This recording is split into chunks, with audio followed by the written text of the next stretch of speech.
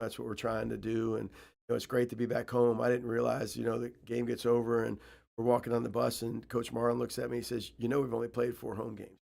As we kind of go through this part of the season. And for me, being here so long, that's kind of almost second nature. But I think it's accentuated a little bit. Even start on a league in the road as well. It's kind of fit our theme right away. Yeah, and it was a good performance against Lipscomb. Just couldn't get on the right side of the scoreboard, Richard. Yeah, 16 3-pointers made. What is it like? I know Dante Oliver from that area, Knoxville, Tennessee. Was there a good turnout? Lipscomb, you usually get some good fans showing up. Yeah, I mean, we did. We had a great turnout. Obviously, Dante had some folks there. I'm not quite sure where Dante's from. He's a coach's kid, and I say that in a good way. Like I always ask him, like he's a coach's kid, and his dad was at University of South Florida last year, and now he's in Tampa. But he'd been at East Tennessee State, he'd been at Tennessee, he's been at Georgia. I always ask coaches' kids, like, where's home for you? Kind of one of those things. But he did go to high school in Tennessee and had quite a following. But Coach Perkins has brothers in the Nashville area. Fred Burnett's sisters in the Nashville area. So I think Fred's going to be on here later today. So we did have quite a great turnout for the Ospreys on Saturday. Give us the mentality of your basketball team right now. I mean, you have a long bus ride back. Again, the wins aren't piling up right now, even though you feel like you're better than when you left.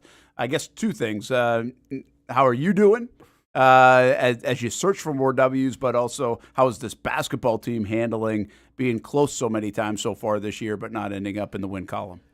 Our guys have been fantastic, and somebody kind of made the comment to me, and I know it was on air. I think Perkins said it's like, you'd think we're 12-2 and not 2-12. Oh, that's a good sign. Based on how we practice, based on how the guys are with each other, and that's our job. I mean, it really is. And I use the analogy kind of going into the Columbia game. We talked about that. Kind of talked about the parable of bamboo. It grows underground for 5 years, and all of a sudden it sprouts, and it's going to sprout 90 feet in a week sometimes. And I just feel like that's where this team is. I think we're right there. Coming back after Christmas, Columbia is the top 20 national mid-major team, and we're right there to win that game. In Austin Peay, it's a one possession game late in the second half where we got to run, and same thing with Lipscomb. Like we're right there. The thing as a coach right now, where I'm at, is like we've dealt with a lot of injuries. We dressed out 8. We dressed out 8 for Columbia. 8 for Columbia. I think we had 8 at Austin Peay, and we've kind of been that way for Lipscomb as well. And it's one thing to say, okay, we have this. Now it's my job to find solutions. Like what are we going to do? How are we going to solve that? It's now we're kind of doing some things defensively. Like, okay, we've got to put in a little zone a little bit. We've got to buy ourselves some more time. We got to figure it out. Cam got in foul trouble at Austin Peay, and that really hurt us. I mean, he's done a tremendous job at the point for us. And again, he's really not a point guard to be like the Jags. Okay, all right, Trevor Lawrence can't play quarterback. Now we're going to have Parker Washington play quarterback, and then you got somebody else playing receivers. Like, we just kind of move our parts around to try to fit them together and give us the best chance to win. And there was even a point, late in the game against Lipscomb where like you're trying to do things, and you've got personnel on the floor that hasn't executed or hasn't run things together as a unit, and just kind of makes me think a little bit as a coach. Okay, what can we go to that's simple with guys out here who are playing positions they haven't played before? How has Cameron Oriole looked? I mean, we've got the stats in front of us. Non-conference points, 245, 18.8 points per game. Most since Dallas Moore back in 16-17, Brent. I mean, it seems like every game there's just something you go, wow, he gets better and better. Well, it's funny. I think Cam had back-to-back 29-point games going into Christmas at Charleston Southern and at Miami. And I got all excited. I'm like, hey, I think I text Nate. I'm like, when he was player of the week, he was ASUN player of the week. I'm like, hey, what's the most anyone's ever scored, in a Power 4 game for us? And then Nate hits me right away. Yeah, well, Dallas had 30+ 4 games in a row against Syracuse and Florida and all these people. I was like, yeah, he was pretty good too. But Cam, I keep saying it, and I'll say it as long as I coach him, and I'll say it long after I coach him. Cam's a pro. And what I mean by that, he's a 4.0 student. Like, he's in the gym. We practiced at 9 o'clock this morning. Classes don't start till tomorrow. We practiced at 9 o'clock yesterday morning. he's in there at 8 o'clock getting a workout in. If it was during a school week, he'd be in at 7. Like everything he does, the way he approaches everything is how he approaches anything. And he just approaches it with a commitment of excellence. And I think it's really showing through for him on the court this year. I'm glad to see him get rewarded for his efforts. Yeah, and you guys have been able to score it. You know, you mentioned again. Keep going back to that Lipscomb game, and I think you're down 50-39. You go on a run, and I was like, oh, that's a great testament sign. You can go away against a really good program in Lipscomb on the road after the start, second game of a road trip, and you didn't. So you love that. And then the other side of it was the defensive side. I mean, was that a sign of it getting better? Do you think they just missed shots? Were you still not happy with some of the stuff, or is that what you're kind of putting in your back pocket here going into this week's games? Like, hey, that was a sign of improvement, and now we just got to double back on that. Yeah, I mean, we definitely got better defense. I think they shot 38% or so from the field, and we did a great job. We've rebounded the ball better. Losing stinks. Yeah, like it flat out does. And the best thing for that, I mean, don't get me wrong, I think they've been hurt, all along. But when I walked in that locker room after the game on Saturday, there was a true level of disappointment, throughout the entire locker room, throughout everyone in the room. Just like I think everyone realized that, hey, we are good enough. If this is the best team in the league, in the preseason, I know the team's full of great team. The league's full of great. We got two of them coming in this weekend. Yeah. But I mean, I think it's like, they're like, okay, we are here, we are right there, just a little bit here, a little bit there, and it's like we've had these, just kind of have these stretches. We need to make these stretches smaller. I mean, basketball is a game of runs, and we just got to kind of limit runs a little bit. What got us in the Lipscomb game is we lost 3 medias -8. Media is a 4-minute section of the game, and we were -8 in 3 different medias. I mean, that's 24. It's 24 points. That's tough to overcome. So we just we can't be -8. You can be -4, you can be -2 here and there, but you can't be -8. Is that? I mean, how do you look at the stretches of that? I mean, you just kind of said it, right? Like you're going to probably have a stretch where you get outscored, right? Certainly. Like, or somebody goes on a run. It's just like, is there? you gotta minimize it. You want to win more medias, I get that, but you also can't. The drought just can't be. If it's 2.5 minutes, one thing, it can't be 4.5 minutes, I guess, right? Yeah, it definitely can't be. I mean, you can't have extended runs by the other team, and like kind of on the contrary, I know we started the game 13-1, but if anyone watched the game, like we probably should have been up 25-1. I mean, which is crazy. Like we miss a wide open uncontested layup. I think Cameron missed 2 or 3 threes, in that were wide open. BJ missed a couple 3. Like we had great shots, and that's the thing that, as a coach, you've got to emphasize. Like every possession matters, everything matters. And even though you have a comfortable lead, the difference is there's a whole lot of difference. Being up by 12, then all of a sudden you're up 15, you're up 17, you're up 20. And then when that 8-point run comes, it doesn't hurt as much.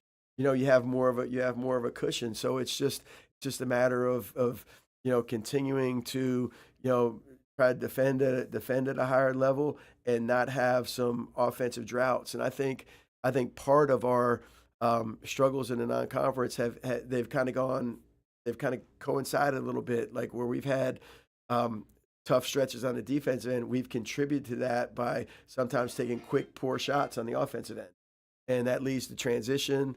And you go from there. But the other thing that we've done a better job of coming out of the break and did a great job at Columbia is we were just turning the ball over too much. And I don't care who you are, if you're the best defensive team in the country, you're not defending a live ball turnover. And I want to say, and again, I'm not terrific on this, I want to say that Austin Peay had 15 steals. Those are live ball turnovers. Yeah. Like it's better for us, we'll just take it and kick it in the stands or throw it in the stands. Yeah, it would have been better. Back and play defense. But I think that was ultimately what got us in that game. Last time you were on the program, Coach, you talked about how the best sequence this year was rebounding-wise. Yes. Against Dayton in the second half, Yes. out-rebounded the Flyers. Is that still the best sequence you've seen rebounding for this team this year? Well, it's funny. I thought coming after Christmas, like we did a great job against Columbia until we didn't. They were one of the top rebounding teams in the country. We're right there, the game's for us. And then the biggest plays in the game, they had a Flyer come in and get a get a rebound from, we call it 29, flew in from the 3-point line and got a 3-point play. And then we gave up a free throw. We gave up a free throw rebound, an offensive rebound on a free throw. And that's the thing. It's like we say all the time, like every play matters, like which play is the difference in the game. And the thing about that is like offensive rebounds and putbacks, they're energy plays. They give you energy. They change momentum. They swing that in the game. And for us, we've got to be a much better defensive team. We haven't been a great offensive rebounding team, but we were against Columbia. We were against Lipscomb. We were a little bit, against Austin Peay. And when we're able to get ourselves, generate extra possessions that way, we're able to give ourselves a chance. And I think we've said it before, but it's if you're turning the ball over and you're giving up offensive rebounds, it's the same thing. It's the math problem. If a team takes 20 more shots than you, which I believe Austin Peay win, you can't win. And it's a combination of extra possessions by turnovers and extra possessions by offensive rebounds. And we know that, and we've got to clean that up a little bit. All right, let's go get a couple wins this week. What do you know, and what are you thinking about these two games? West Georgia, Queens, obviously another two good teams in the league, but how are you approaching it? What's the game going to be like for folks coming out to UNF Arena, by the way? How about a couple of freebies, 400 North Florida beanies? The first 400 North Florida fans get beanies. So that's cool. When it's a little cooler here in January, you'll want to throw that on. That's a cool giveaway. First 400 fans going to UNF Arena on Thursday night. We'll get those. And then first responders game coming up against Queens on Saturday. It's beautiful out there today. It's about 75. Coach Merck wishes he was practicing today. Yeah, he does. It is baseball season. Yeah. It is gorgeous out there. Well, I think as we're coming into the weekend, Queens is obviously the preseason favorite, and they were for good reason. They return the most. They return the most in the league, and so they really shoot the ball. They're really skilled. They're really skilled offensively. I've had a chance to catch them here and kind of here and there in the non-conference season, a half here, a half there. Obviously, my focus has been on West Georgia and getting ready. Dryden Williams he averaged 30 in the first league weekend. I think he's player of the week in the league maybe for the third time. And he's a returning starter, returning all-conference player. They return three starters. He's their inside guy, return 6'6" guy, return a point guard, return some other rotation guys. So, as I think as you kind of go through this and kind of go through the league, same thing with Lipscomb and Austin Peay. They're older. Lipscomb's they're older and experienced, but I think the game's going to be. We can't let Dryden Williams. We can't let him beat us. Guys average 30 a game, like somebody else has to beat us. So we have to do a good enough job to where it's somebody else and it's not him. They have a lot of size. They have some athleticism, and it's going to be a challenge on the glass for us again. But at the same time, we've got to be able to move them around a little bit defensively and get our shots.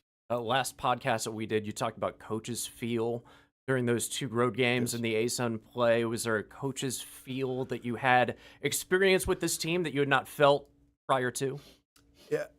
In terms of like the Thursday, Saturday game, how I handled that. Mm-hmm. It was a little bit different. And I think, coaches always taught me like concentrate on the first game. And then when the first game's over, get to the second one. We go play Austin Peay.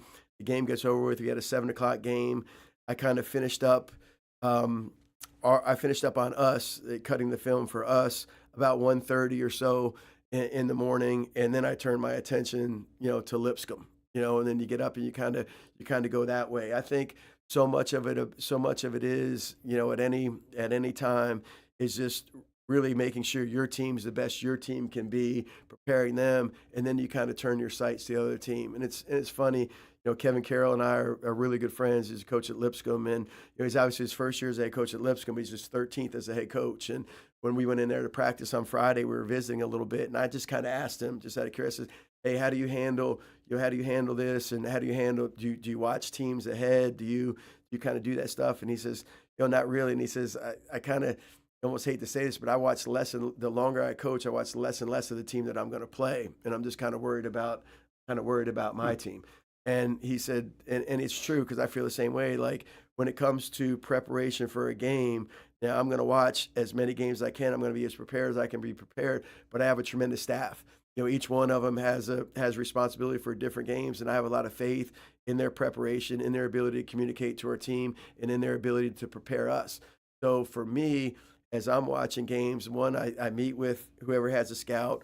I start with, hey, what are the best games for me to watch? And I watched, probably 10 games of each team going in, which is not insignificant by anything. But like for me, they're going to really prepare us, on the defensive end and things we need to take away and how we need to defend. What I'm looking at, where I think I've grown a lot as a coach, okay, man, this team was able to score on them doing this, getting a particular action. What plays do we have where we get those actions, where we can get those mismatches, where we can find those opportunities? And that's where, a lot of mine comes in more so. And you watch a lot of games, you watch a lot of good coaches, and you're kind of like, okay, I'm going to steal this, I'm going to do this, I'm going to do that, and just find ways, again, find solutions. Find solutions. Like, obviously for us right now, our guard play is really strong. So as I look at it, I'm like, man, how can I get Cam more shots? How can I get KJ more shots? How can we take advantage of these, mismatches here or there? And I think that's a lot of my focus going into the game is, how are we going to find ways to score? How are we going to find ways to stick in? And it's funny, Mark Wise is the works for ESPN, kind of Florida, been around Florida for forever, and I've known him a long time. And before the game there this year, he's like, all right. He said every coach comes in here and says, oh, we got to stop this, we got to stop this, we got to stop this, and he just says, hey, Bobby, you got to score too. You can stop them all you want. You better find a way to put the ball in the basket against teams like that. That's the hard thing. But I think being in the league for so long and being at this level for so long really kind of prepared me for, the quick turnarounds and the things like that. So obviously I think our preparation, shown through. I think, Coach Perkins had Lipscomb and we were ready. We were ready for him. And same thing, we'll be ready for West Georgia, and we'll be ready for Queens, and we'll be ready for whoever's next. And I've just got to make sure that, we'll be prepared from that end. I've just got to make sure that, I prepare us as well. All right, before we let you go, and just quick, how many out of bounds plays do you guys have? Oh goodness, probably 15 or so. So, will you go into a game Thursday knowing that 6 of them will be really leaned on or work against this team or how they play? So that's actually one of the things that I've done a little bit differently this year. We kind of, in our shoot around, we dedicate a section at a time in our shoot around to running the plays, the baseline out of bounds plays that we think that we're going to run in the game. We dedicate a section to our shoot around of the quick hitters or the half court sets that we think, okay, we think we can get this on them. So we're going to make sure that we review them and run through them on game day. Yeah. So yes, we definitely do. That's why you limit how many people can go to a shoot-around. That's right. It probably should be better at that, but make sure those cameras aren't rolling. Bobby Kennen, Thursday night, we'll see you there. Grab a beanie on your way in. Yeah, thank you so much. Probably should drop one off of your office. We've got a great marketing department. I'd rather give them the 400 students, get those students out there. Absolutely. They do a great job for us. See you Thursday night, 7 o'clock against West Georgia, and then on Saturday as well. As finally, the Ospreys are home for a couple of games in a week here at ASUN Play. Talon Talk continues right after this here on the Action Sports Shacks 24/7 network.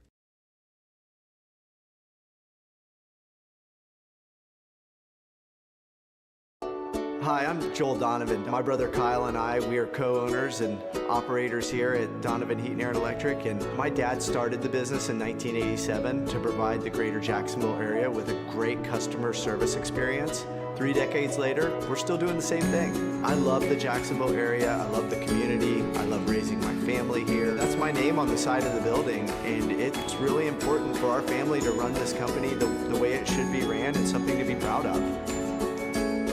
If you don't see a pit, it ain't legit. When you hear that, you think Bono's Pit Barbecue, a staple in Northeast Florida now for 75 years. A place that feels like home with friendly service, a meeting place for friends, family, or business occasions. On the menu, the corn nuggets are a favorite in our house, but there's something for everyone. Sandwiches, platters, salads, sides, desserts, and family feasts. You see Bono's all over the place in Northeast Florida. You know, there are almost 20 locations in the Jacksonville area now, so stop on by, sit down, and dine in with Bono's. You can also take it to go. There are drive-thrus in many of the locations, And they have delivery options too. Just download the Bonos app to make things easy. I signed up for the loyalty program, and you can too, to get special offers. If Jacksonville is home, few things feel more Jacksonville than Bonos Pit Barbecue. Celebrate 75 years and many more to come.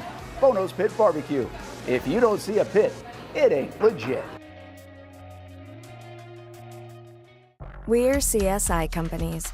We partner with organizations nationwide to help employers like you find your dream team. You're looking to hire the best of the best, and we've got you covered, start to finish. Whether you're hiring for projects or everyday operations, we provide the talent, strategic solutions, and innovative technologies that keep your business ahead of the competition. This is your workforce, reimagined. This is CSI Companies. Baker Sports. It's a hometown business filled with hometown people trying to make you feel right at home. Chris Conley, Jacksonville University. Walker Wright, class of 2018, West Nassau High School. Michael Young, Fletcher High School. Baker Sports started in a grassroots way and now outfits much of the Southeast. Samuel Coffrin, Paxton School for Advanced Studies. High school sports, travel sports, youth sports of all kinds. They are a one-stop shop carrying Nike, Adidas, Under Armour brands, and more. Vincent Caldes, Oak Leaf High School. Tony Mazzio, Stanwood High School, class of 2002. Whether it's sports teams on the field or it's your team in the workplace, like our Action Sports Shacks team, and community events like the Dream 18 Golf Tournament, and many others. Cole Tilley, Hilliard High School. Reagan Webb, Eagles View Academy. Look good, feel good, play good with Baker Sports. Custom sports apparel since 1997. Shop with the hometown team at Baker Sport.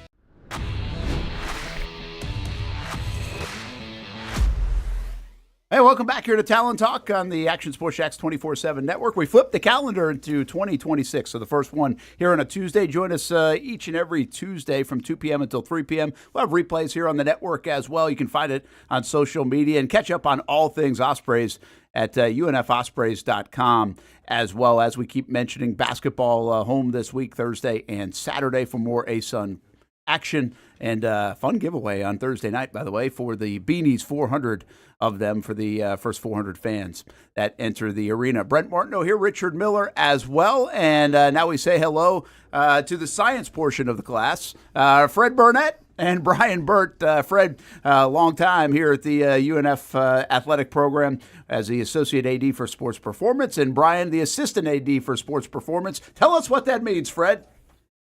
Basically, we manage the student healthcare, their ability to return to activity, try to improve their performance. Pretty much our 4 areas that are strength, mental health. That's a lot on the plate with a lot of different athletes, Brian, and I'm sure that's evolved also over the years quite a bit, maybe more than anything else in an athletic department. It has. And the great part is about our job is we get to work with all the athletes. That's the best part about it. Our staff is continued to grow over the years, that we're able to provide more resources as well. So it's been a great opportunity to work with all the athletes. Coach Fred, it seems like mental health has really been at the forefront maybe the last 5-7 years. But when were you first introduced of how it played a role for a student athlete? It's probably 20 years ago. It's just evolved a little bit more. It's a little bit more in the forefront of what's going on with our student athletes and the general population as well. Over the last 5 to 7 years, we've really been able to bolster what we're doing for our student athletes mental health wise and exercise psychology wise. We have a relationship with a sports psychologist on campus that we utilize, and we actually have a mental health counselor through the counseling center that's dedicated directly for our students. I guess we're just kind of pointing it out, but I mean, in layman's terms, how much has this changed and evolved? I mean, you've been around campus for a long time. Some of it's resource-wise, as you mentioned, like dedication to resources. So 17 years ago, when we were using the student counseling center, I was probably aware of maybe 5 student athletes that would utilize it throughout the year, and this year we've had so far, I think, 8 student athletes use it. So it's really become a big part of athletic. How much goes on behind the scenes, not just in that aspect, but obviously the physical performance side of it, right? I mean, when we think about performance or sports performance, I think we all think about a weight room, but there's so much more to it, and so much of that has gone on the nutrition side as well, right? Absolutely. I always say strength conditioning is always a behind-the-scenes guy or when the lights are off type of thing. But yeah, the sports performance side of it is huge, but aiding in that nutrition aspect of it and having access to a full-time nutritionist with us to be able to work with and get the student-athletes access to has been huge. We always used to do it ourselves, and obviously it's a lot better to be able to outsource that because the outreach is getting more and more. I think sports science as a whole and sport performance is at the forefront of all major sports as well. So it's trickling down to college athletics, and people are buying into really fueling their body a lot more, which then puts a larger demand on us. So being able to get those resources on campus and get those student athletes those resources is huge. Coach Bert, is it one of those things you travel with the team? Do you give these student athletes kind of A, B, and C of what they should eat for those pregame meals, whether it's pasta, salmon, etc.? You circle some things and say, listen, this will be good for you. I think you like this. Yeah, so obviously we have our time periods when we should be eating prior to games and things like that. And then what we normally do is kind of go through our meal options that we have available to us around those facilities wherever we may be at. And then we tend to give condensed menus to what'll fuel them the best for those resources. So really just kind of cutting through some of the nonsense on some of the menus, make sure we give them what's most important and limit their options as far as what they can have. So. Sounds like you've had a meal or something. I mean, you knew salmon was on the menu. Oh, yeah. Pasta, of course. After a while, you know which player is going to get what, how many pieces of bread, who likes ranch, who likes a little bit more butter. I mean, right, Coach Fred? You start to know everybody's menu. There is a rhythm to it, definitely. Yeah. Especially once we get into conference playing. We're playing on a Thursday, so kind of get a rhythm and making sure for biggest things we want the guys to eat. So we got to have stuff that they like, but try to make sure that they're health conscious. Yeah, I think that's one of the fascinating things, just hearing from student athletes or just kids playing ball, whether it's in high school or even college. Like a lot of people lose weight during the season, right? Yeah, in a lot of sports. Yeah, their activity level is so high, and there's such a high demand that it's tough for some of them to keep up with the amount of calories that they. Definitely a thing that we deal with, and we try to supplement that through the week with protein shakes, and we have a relationship with Smoothie King now on campus where we're providing smoothies for them in that aspect, and then we utilize our fueling stations on campus to make sure there's plenty of snacks around athletes coming in.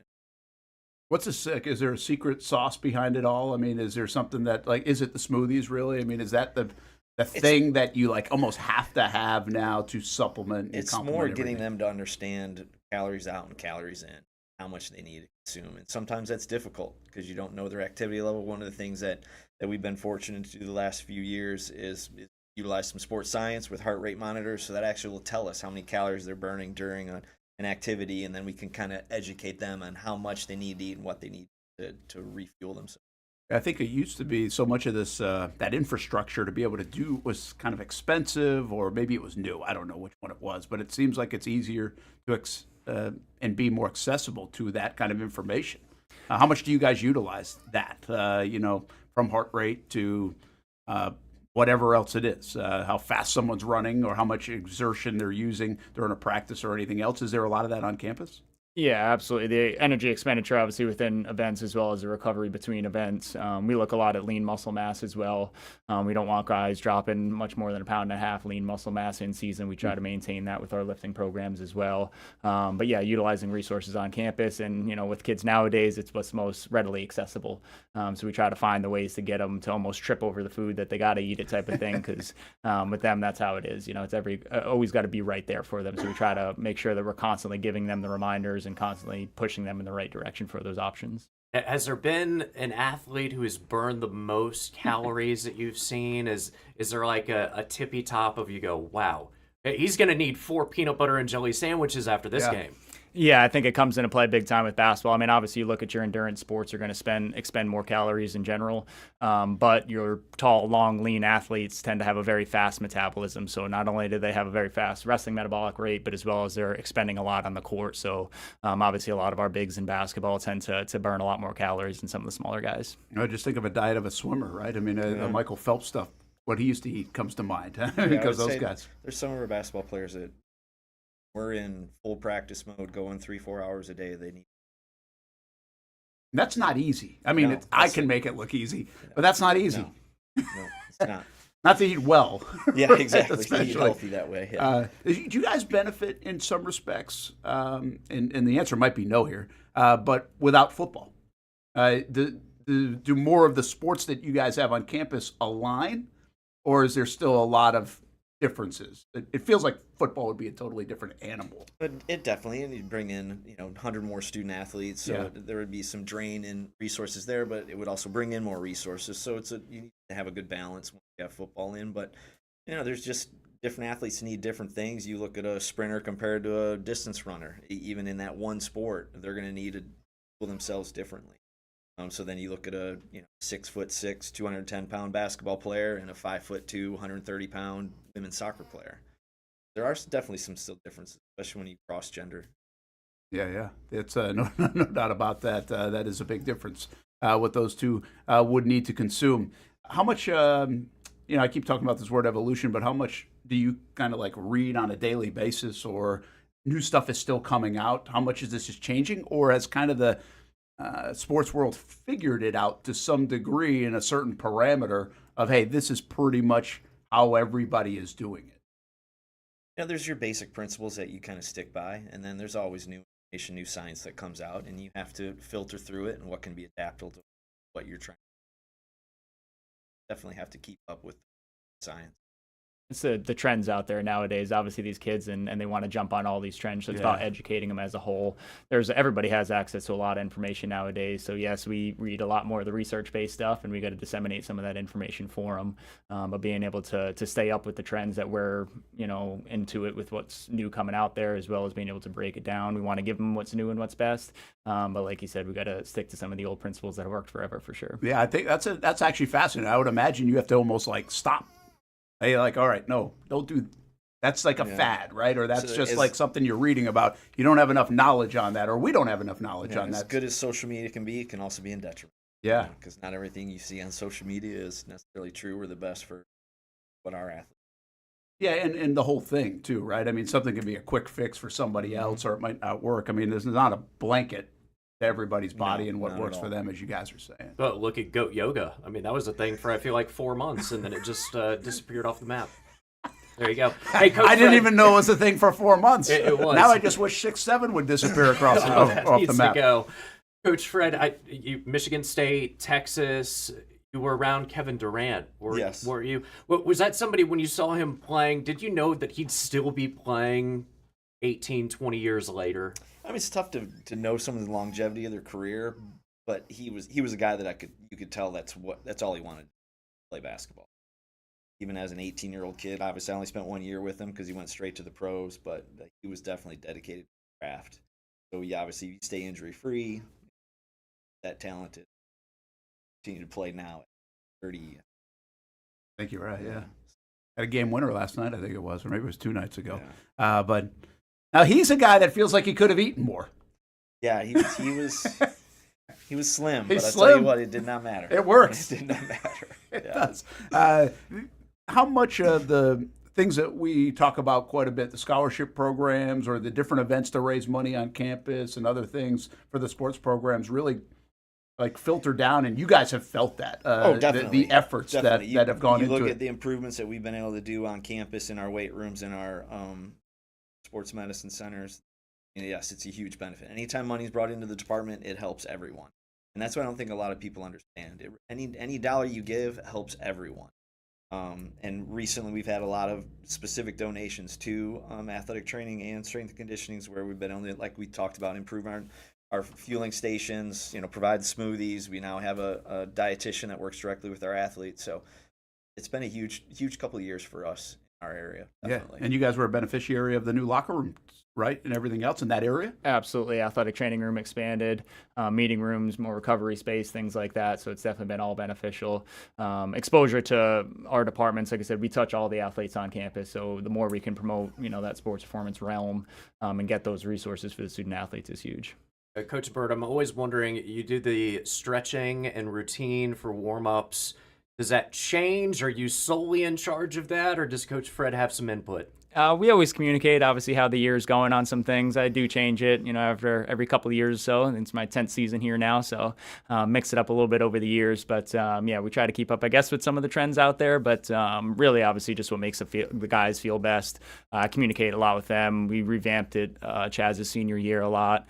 And then we've kind of worked with Cameron a lot this year on kind of what he likes to do pregame. So we try to communicate with the guys, see how they're feeling, and see what gets them best ready for sure. Is that a high energy thing, or is that just kind of a calm thing, or what do you think? I try to be high energy. These kids nowadays, they're all in their heads and they're in their zone. So obviously I'm always a high energy guy, so I always greet them with energy and amp them up and things like that. But they're always focused. And that's a great part about it, is that they're locked into what they're doing and paying attention to detail to make sure they're ready for the game. Yeah, I guess we'll leave you with this a little bit. Bigger, faster, stronger has been a thing now for a little bit. And I think the student athlete, even at a young age, realizes that, like way more than before. Wouldn't you agree? And so they kind of know the value of you guys. It felt like when I was playing in the late 90s or something, I've been like, do I have to go down there? Yeah. Now it's like, can I go down there? Right? I would say the biggest thing in that area, though, is getting them to trust you. So they realize that you are there to make them bigger, faster, stronger, because there is so much outside information. Establishing that personal relationship with them and trust your programming, getting them to trust your treatment methods and the training and the rest of it. Excuse me, we really preach to our staff is about our services that we provide need to be top notch, and we are a service oriented industry. Well said. Well, appreciate you guys stopping by and taking a minute or two. Fred Burnett, Brian Bert from the sports performance part of the University of North Florida Ospreys athletic program. Do a heck of a job, and good luck. Keep it up. I'll stop by and get a shake. All right, go Ospreys. Thank you. I appreciate it. I'm not eating 6,000 calories. I, too, am concerned about calories in and calories out right now in the new year. Not me. Not you. No. You're just going with the salmon. Yeah. Yeah, salmon, ranch, whatever. Have you been on a lot of the road trips, on the bus rides? Have you done that? First 3 years. Yeah. So you would pile into that. Oh, yeah. Give me all the bread. All the bread. You should just peanut butter it up. It's a little fancier on the road. Are you telling me Uncrustables aren't that good? Just eat the peanut butter part? Big Uncrustables guy. We will be back with Nick Morrow. Well, I tell you what, it was a holiday season, but there wasn't rest on the campus of the University of North Florida. Some big news happening as we start the new year here on Talon Talk on the Action Sports Jax 24/7 network. Hi, I'm Joel Donovan. My brother Kyle and I, we are co-owners and operators here at Donovan Heat and Air Electric, and my dad started the business in 1987 to provide the greater Jacksonville area with a great customer service experience. 3 decades later, we're still doing the same thing. I love the Jacksonville area, I love the community, I love raising my family here. That's my name on the side of the building, and it's really important for our family to run this company the way it should be ran. It's something to be proud of. When it's time to get a new car for anyone in your family, just remember, nobody but Nimnick, the #1 Buick GMC dealer in Jacksonville. Get the latest price breaks on 2023 and 2024 models or the newest 2025 vehicles in the showroom on Phillips Highway, or shop online at nimnickbuickgmc.com 24 hours a day. GMC Sierras, Yukons, and the redesigned Acadias, or get the all-new redesigned line with Buicks. It's nobody but Nimnick, and part of the reason why is this is a first-class buying experience here at Nimnick Buick GMC. You're not just a customer, you're a friend. This is about getting a vehicle that best fits you and getting you on the road, and also helping you and your family down the road. Nimnick has a treating you right guarantee, courtesy, respect, fairness, and most Buicks, GMCs, and Jacksonville's only Car Bravo dealer, nobody but Nimnick. Who has put in the most years and stands behind a better experience? Nobody but Nimnick. GMC. We are professional grade. We're CSI companies. We partner with organizations nationwide to help employers like you find your dream team. You're looking to hire the best of the best, and we've got you covered, start to finish. Whether you're hiring for projects or everyday operations, we provide the talent, strategic solutions, and innovative technologies that keep your business ahead of the competition. This is your workforce reimagined. This is CSI Companies. We've been telling you about the Action Sports Jax 24/7 network for over a year now. How to find it, what to see. Simply put, it's TV online. Local sports content all day, every day. Just like this. Did you always want to make history, like think that big, or just say, hey, I want to play in the NFL? I always say I wanted to play in the NFL. Cuts it back to her left side, takes a shot, and into the back of the net. Oh, what a pass. Oh, my goodness. What a pass. And they have been. We've been talking, we've been articulating. I did have a sense that they wanted to be bold, that they wanted to make a splash.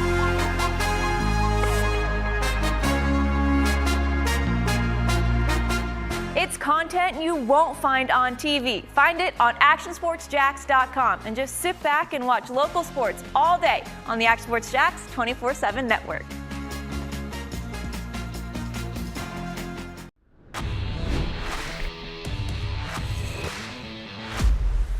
Hey, welcome back to Talon Talk, Action Sports Jax 24/7 network. As we begin the new year, Happy New Year to everybody. Although it's really just a rollover of a year when it's talking sports, especially on the campus of the University of North Florida. Brent Martineau Richard Miller had Bobby Kennen stop by again. Big games coming up. They're all big games right now in the ASUN. Thursday against West Georgia, and then Saturday against Queens. Two more good teams in the ASUN. And the Ospreys believe they are too. They just got to get on the right side of the scoreboard. And by the way, you can get a free beanie. First 400 fans to come out. Make sure you do that. Take advantage of it. Always a fun place to be. And a fun brand of basketball to watch right now with the Ospreys, the way they score it, as always. Now we welcome in Nick Morrow, the athletic director for the University of North Florida. I want to say a quick shout out and give you a chance maybe to do so. Fred Burnett, Brian Bert, we just had him in. Yeah. I do think those are, we've had other folks here on the show, which I like what we're doing, giving folks on the kind of the under the radar folks shout out that make this go. It's not just the head coaches and the student athletes. It's folks like Fred and Brian that have really ramped this up and allowed you guys to be very successful on the fields and courts and everywhere else. Yeah, no doubt. And it's pretty cool to have so many people that have been at UNF for so long too. Like, I mean, I know you had Irvin on, who's been here longer than I have. So he's been here 16 plus years.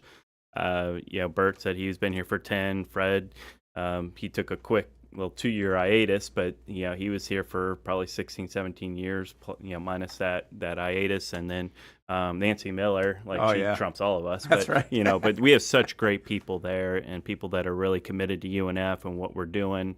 And those two are a big reason why we keep investing in our sports performance area, because of their leadership. And we've added staff to both of their departments. We've added resources. We've improved facilities, because that's a big part of developing that student athlete. We talk about holistic development.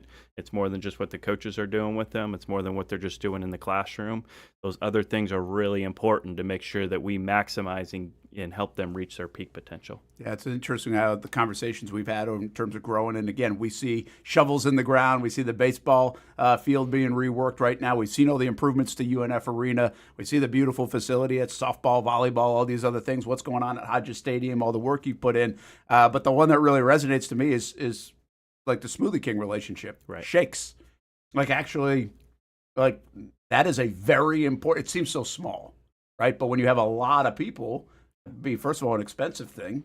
They got to raise money for things like that from a nutrition standpoint. And just having those advancements, right? Those things at the ready for a student athlete are just, it's a big deal. It might seem like a little shake on a daily basis. It's a big deal. It is. And this is coming directly from student athletes too. What do they need? What do they want? And nutrition has always been top of the list. And that's why we made this partnership a priority. That's why we made it a priority to bring in smoothies multiple days every week to give them what they've been asking for. And we know the value in it too. But you're right, feeding 320, 340 student athletes every week is expensive. Yeah. And so what can we do to kind of keep chipping away at that and get them the nutrition? Because we know that's going to make them better. Facilities and locker rooms has been another thing that's been towards the top of the list. Not many of our teams have great locker rooms, but we're fixing that. One locker room at a time, we're fixing it. And so again, it's really important. I get in front of every team every year, just me and the team. I feed them. I just talk to them about their experience. What's your next biggest need? And then we go after it and see if we can't solve that problem. It might take us a couple years to do it, but we're going after it. And I think that's really valuable, and that's what's helped us make a lot of progress.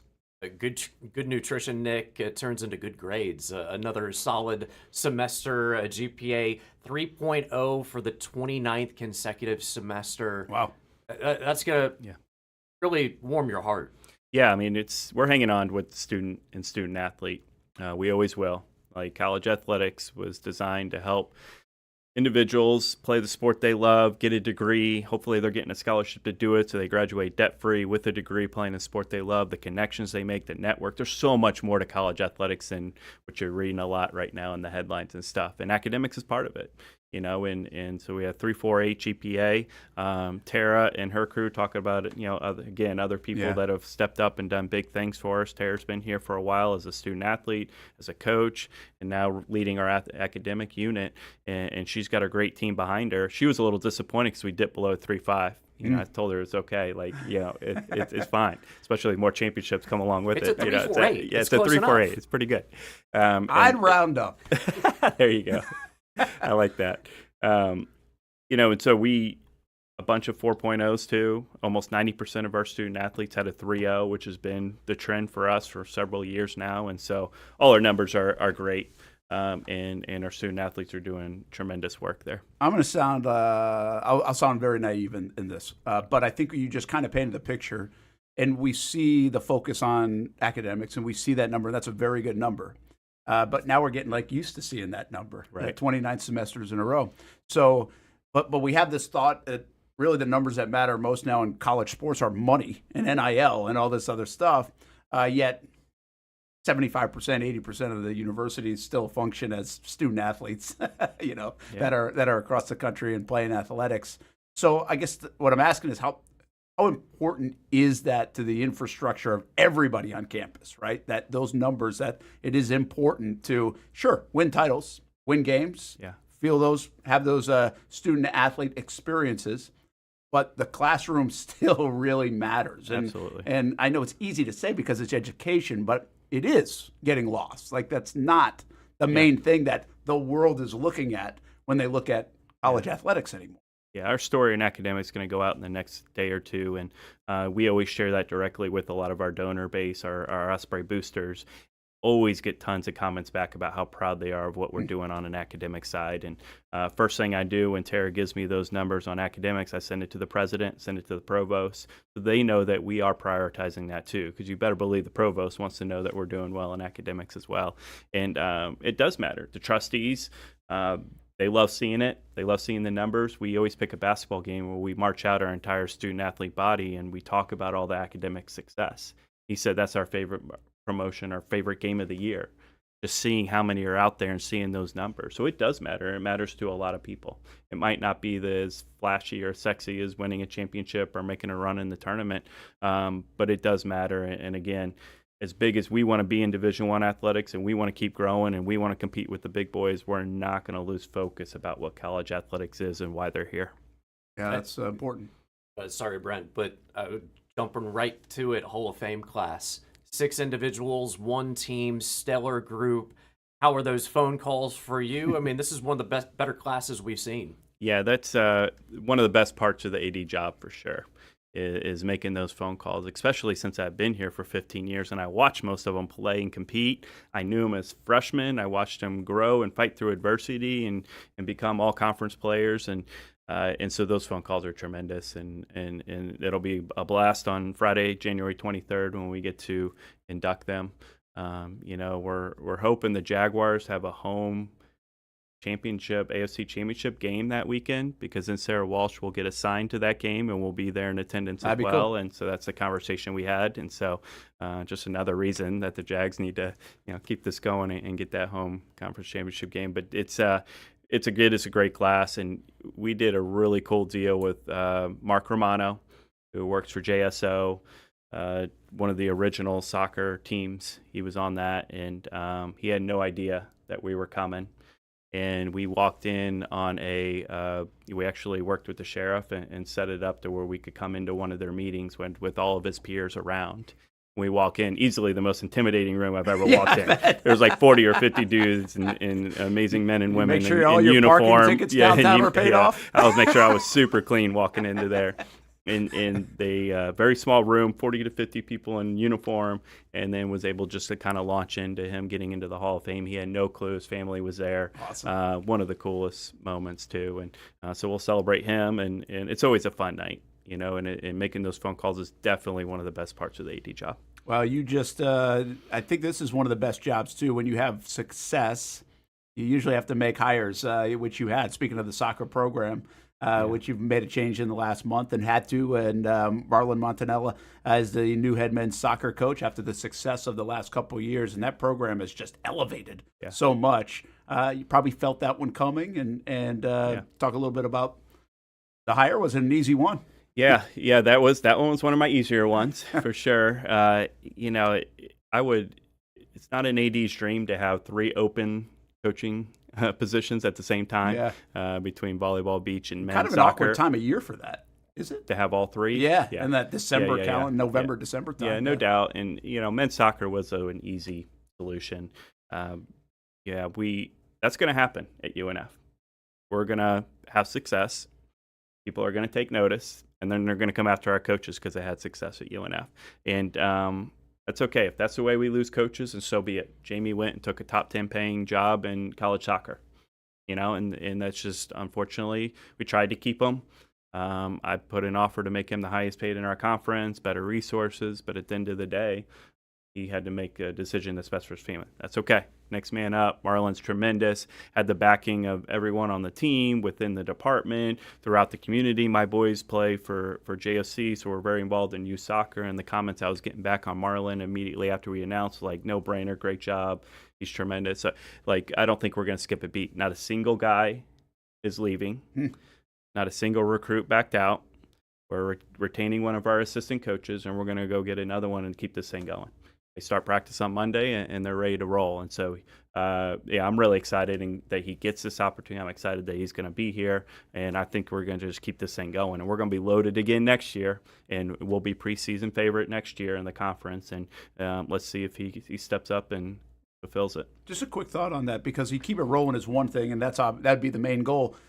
Can you elevate the program even more than what you're doing? I mean, it's obviously you've become pretty dominant over the last couple of years. I know the next stage would be to win a tournament game. Yeah. And you've come so close even in that respect. Right. Is that it? Is that kind of the next thing? You just kind of hit the next ladder? Or is there somewhere you see that program even having more impact than winning conference titles? Yeah. Men's soccer is one of those sports that we could make a run. You've seen it. You've seen Marshall go win a national championship. You got to see Vermont win a national championship. I don't think we're too far behind those two schools. Yeah, okay. Yeah, and so St. Louis just made a run to the College Cup, or Furman made a run to the College Cup. St. Louis got close. Bryant hosted a tournament game and made it an extra round. Somewhat new to D1, really, yeah. Yeah, and so soccer's one of those sports that you could do it. And then Jalen getting drafted only helps our profile. Because one thing guys might say is well, you can't go to the pros directly from a UNF or that's high school, or you're going to have a harder time. You get exposure from playing at UNF too. We've proven by multiple MLS draft picks. Luke signed with USL in Sporting Jacks. And so you get professional opportunities. You win conference championships. You go to the NCAA tournament. Easily could have beat UNC on the road. Everything sets up for us to make this, a top 25 college soccer program. And so to answer your question, yeah, I think we could be a top 25 program. I think we could make a run in NCAA tournament. Building those practice fields, it's actually a 9-iron from here that you're going to start seeing trees come down and practice fields go up. That's good. Hodges Stadium's going to get a major renovation. Well, that's where we play right now. More scholarship money is given to them now. So now you can go out and get, even better player and keep growing from a recruiting standpoint. And so everything's lining up for that program to take even a greater step forward. By the way, Jalen Yearwood drafted 14th overall in December in the MLS draft, and that's what you're referencing. So a huge deal for the soccer program. Got a ton of momentum. Yeah, much like Thais Race, going to have to get an Orlando jersey. That's right. And Alex Morel, of course, before him. Yeah. Before we get out of here, can you give us an update on any facility stuff? Last time we had you in, you had that big win with City Council talking about all these new changes you just did. But specifically, I guess, baseball. You're up against the clock a little bit. How's it going? Yeah. Spring season is around the corner for all the different spring sports. Yeah, I'll know if we're in trouble if Corey starts coming in with that look on his face, hey, we ain't gonna make it. He's been running point on it. Things are moving well. If You drive by there, you'll see all the rock and stone that goes down. It's a crazy project and process on how they go to build it. The fence posts are up. Even the fence is starting to go up, so it's taking shape now. What the outfield wall is going to look like, because it's going to have some cool character features to it. And right now, the turf's supposed to show up on January 17th. Start laying that, and should be done somewhere around the 1st of February, which is just about 2 weeks from opening day. And so. Yeah, it's a little tight. But you knew that. But we knew that was going to be, a little tight. But right now we're pretty comfortable. We're going to be opening that up, and we might be working and doing little things like signage and seating and different things like that all the way up to opening day. But we're prepared for that, and that's going to be a really cool day when we open up. That because everything's going to look so different when you're sitting in the stands and looking out. It's just going to have a whole new look, and so we're really excited how it's shaping up, and we'll be ready. We'll be ready for opening day and baseball season. It's hard to believe we're barely over a month away from that. Yeah, I would say in future Talon Talks coming up, we'll be talking some baseball, softball right around the corner, and obviously beach volleyball too, just around the corner here. That's going to do it for Talon Talk again. Thursday at home against West Georgia. Go see some basketball at the University of North Florida against West Georgia in A-Sun play. Also, 400 of the fans will get beanies, and those are cool-looking beanies. So make sure you go get one. And then on Saturday, first responders game against Queens. Got a good couple of teams coming in. Ospreys trying to find some momentum here early in the A-Sun season as you flip the calendar to 2026. Thanks for coming in, man. Right, good to see Nick Morrow. For Richard Miller, I'm Brent Martineau. Always check out the Ospreys, UNFOspreys.com for news, schedules, results, tickets, how you can get involved. We heard about the performance part of the department. Well, you can help contribute to that as well. How can you give to UNF? Check them out, UNFOspreys.com.